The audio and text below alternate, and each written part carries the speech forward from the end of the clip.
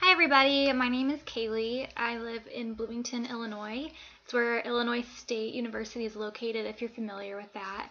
I'm living here while doing this master's program. I'll be starting my DI portion of the program in September, which I'm really excited for. I work at an original pancake house here in town, and I coach gymnastics. So that's a little bit about me.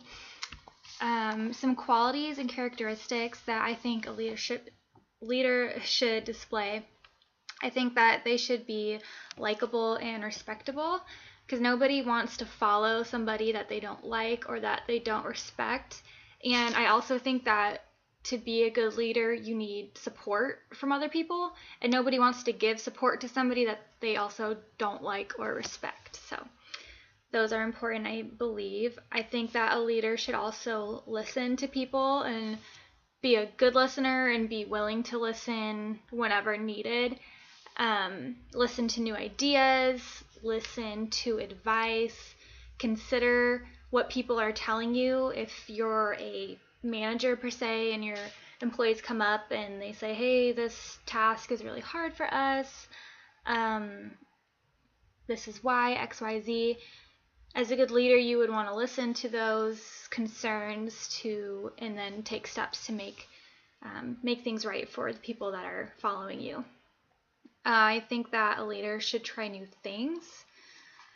If you're not trying new things and you're kind of repeating the same tactics again and again for years, then there's really not a lot of space to grow. So I think that as a good leader, you should be seeking out opportunities to just get out of your routine a little bit, try something new, maybe pay attention to what other good leaders are doing, try something that they do that you haven't done yet. And with that, you have to be willing to take risks. Like not everything is going to work perfectly, or not everything is gonna vibe really well with what you're doing. It may work for somebody else, but just being willing to try new things and figuring different things out that work for yourself and whatever your situation is. I think something important for leaders that I would say for myself would be hard to do is delegating tasks. So for one, you have to be willing to do that. You have to be willing to recruit help if you are going to delegate tasks, and also just be humble enough to recruit help when you can see that other people are better at a certain task than you are. So it's not saying or labeling yourself a failure in that area by any means, but I think a good leader should be able to recognize their own talents and other people's talents, and the best way to put those together and when the best time to do that would be. Guess I'm going through all my material really fast. I need to slow down. An example of leadership experience that I've had as a leader or a follower that has influenced my current philosophy of leadership. As I was reflecting on this part, I had so many different ideas that just went way back. I mean, I feel that we're always leading, we're always following in some sort of way. So I just went with my most recent, most relevant experiences, which would be with my 2 jobs. So to start, working at the Pancake House, I'm just a server, I'm a waitress. So kind of naturally, I'm kind of a follower, kind of a leader. I'm a leader to the tables, because the people, come in, and then I go to the table, kind of take control, take your order, get your drinks, get you through your meal, send you out the door. That kind of way. Small role, but important.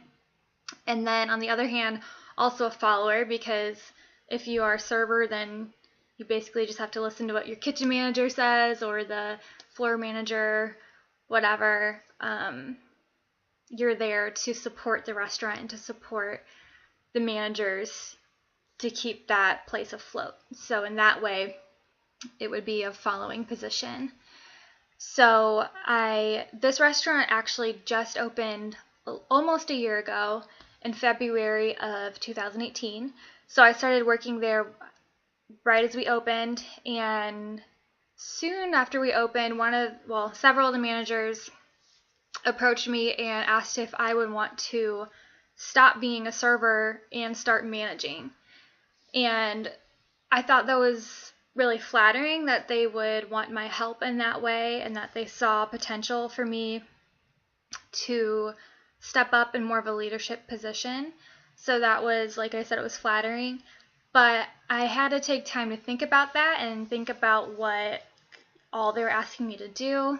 At the time, I was just trying to work as much as I could and save up as much as I could to get through this program, this master's program.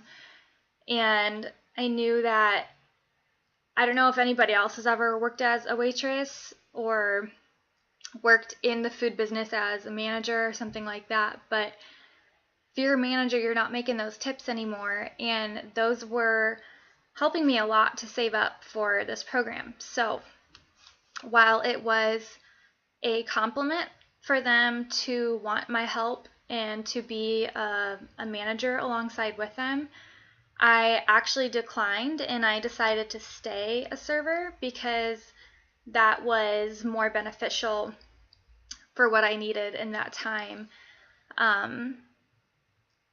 So I guess I kind of decided to stay a follower in that situation. I decided to do that because of financial reasons, but I also was actually a little bit scared to be a manager alongside of all my servers, because I had become friends with the other servers, but at the same time, I was kind of got a reputation for basically just kind of like doing all the side work and keeping up on everything a lot more than everybody else. And so the managers obviously saw that, so they would always be getting on other people saying, you guys need to do the work too. It's not all on one person. And I was just doing my job. Like, I was just, if I saw something that needed to be done, I would do it. And so some people started to resent me because the managers would kind of be like, Kaylee doesn't need to do everything. You guys need to help out. And I'm back here being like, I'm just doing my job. Like, servers don't hate me. Managers, I don't know. It's kind of uncomfortable a little bit. So I was scared if I was to take a management position, if the servers would then resent me more and kind of not have that respect for me, because maybe they would feel I had a leg up on them or something. I don't know. So that was a fear, but mainly I just thought that staying in my serving position would be best for where I was at in life at the time. Also, the managers wanted to promote me to a manager with the intention to have me keep kind of getting involved in their other businesses that they managed and owned, and that's just awesome, but it's just not the track that I am pursuing. So I decided to stay a follower and be a good follower to help them continue running a good business, and sometimes that's what's important as well. So my next example is my other job. I'm a gymnastics coach. So naturally, I'm kind of a leader in that position, right? Because I'm teaching classes. Sorry, I'm looking for my water.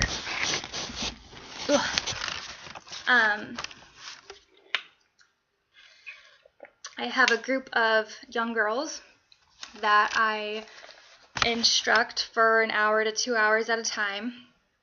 And I have to, kind of command their attention and make sure they're learning, but also make sure they're having fun, making sure that they're safe at whatever they're doing, making sure they're comfortable,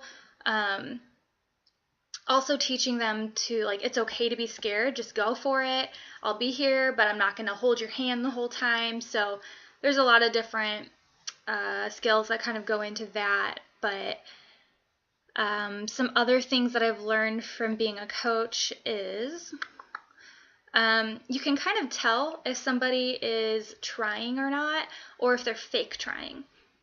So, like, for example, if I have a girl that does a handstand on the high beam this week, but next week she comes in and she's like, I can't do it. I can't do it. And she'll give a kind of a floppy attempt and just fall off without really trying. And she'll keep doing that to prove to me that she can't do it. But obviously I can tell you can do it. You're just either scared this week or you have something going on where you don't want to do it, but I know you can. So let's work on getting that back for you. So kind of just the ability to see people's potential, see if they're really utilizing it, or if they really do just need some extra help or some extra practice. Also, that allows me to kind of pinpoint strengths and weaknesses in other ways. So I have a Super Talk class that I do, which is teaching toddlers, which really at that stage is just kind of teaching them to follow instructions, stay in line, take turns, be nice to your classmates. It's more behavioral than it is gymnastics per se. Super fun. They're all really cute. But that I can really pinpoint strengths and weaknesses between the little kids, because if I have certain kids in the class, I know that this girl will start getting really goofy, and then this girl will start feeding off of it, and now the whole class is out of control. Whereas if the one girl doesn't come this week, then the class is pretty good. We're pretty well behaved. So I know that the girl that gets everybody riled up, her strengths are relating to her peers and making them laugh and being confident. And her weaknesses is not being able to use that in the right context and not being able to turn that off when needed. And obviously we're talking about toddlers, so not huge life philosophy strengths and weaknesses for that, but it's taught me to pinpoint different things within different individuals. Would I rather be a follower or a leader? For me, it depends on the role. Like I said, at the Pancake House, I had the opportunity to become a leader, but I decided to stay a follower and just to continue doing my best job at following. And kind of by doing that, I made myself a leader amongst the followers, if you want to say that. Like if there's ever a new server, a lot of times the manager will have them follow me around for the day, or I'll just make sure that I'm giving them all the ins and outs if they want help. So staying a follower, but just doing my best job at it. With gymnastics, I'm obviously a leader. In that role, I can't teach a class and be a follower. I have to be able to stand in front of them and instruct them, consider their feelings and whatever's going on with them that day. Sometimes I'll have a girl walk into class and she's already crying. When they're young, they don't really know how to deal with their emotions that well yet. Maybe some girls are really young, so they just woke up from a nap and they're just not happy about it. So you have to learn how to do what you need to do while accommodating what everybody else is currently dealing with. I think overall, and this would probably be universal, that I feel more confident leading in areas that I feel that I'm good at. So I wouldn't want to go coach a football practice. I would have no idea what to say. I would throw the ball, go catch it, I don't know, kick it in the thing. So if you're good at something, then I think that you're more confident to lead that naturally. And if you aren't so confident in something, then you would be a good follower, and then you can learn and become better at it. I don't think that you have to permanently identify as a leader or a follower, and that kind of goes back to everything I was just saying. I think it depends on your role, how confident you are, how much experience you have. And I would say my overall philosophy about leadership is good leaders make good followers that turn into good leaders. So, that is what I kind of think about leadership. And that philosophy to me definitely goes back to the Pancake House. Started working there. My managers were awesome. The owners were awesome. I just kind of followed in their footsteps. I mimicked what they would do. I did what I was asked of, and I did it to the best of my ability. And that kind of